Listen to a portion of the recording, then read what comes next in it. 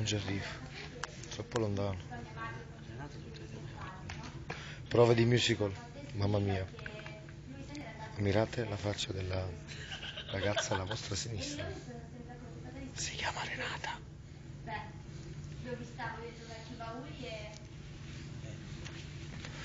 Guarda, vedi il sorriso di me. Non c'è dire. Il sorriso dove... Ecco. Eccola. 17. Che nottata. Non so se voglio sentire.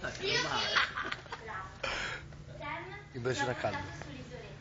Abbiamo parlato sull'isoletta. Non ha parole. Abbiamo ballato. Non ha parole, siamo quindi è una merda. Puntini. Questa è l'atmosfera che si respira il 30 dicembre al Tower, nello studio del musical. Non mi sono mai sentita così prima d'ora. Impressione a caldo. Allora, tu ci pare tutto.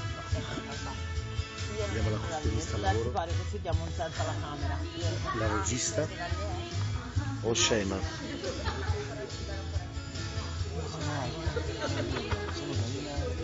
Ma non sono mattina. Peccato vi perdete questo spettacolo.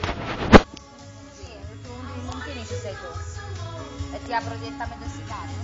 O entri prima tu e poi ti apro sul cane? Ho fatto le cure e tuo marito stamattina non mi ha risposto. Ah sì? Regista, cosa ne pensa di questo musical? Come sarà? Il giorno prima, come stiamo? Il delirio.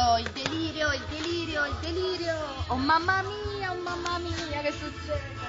Domani Un saluto a Tiberio. Un saluto a Tiberio. Lo mettiamo su Facebook questo video. No. Sì. Allora vuol dire che... Vi devi truccare. Mi devo truccare perché Esatto. sono un po' incesto da quando non... Ah, boh, di a Lourdes. Aspetta, posso dire o no?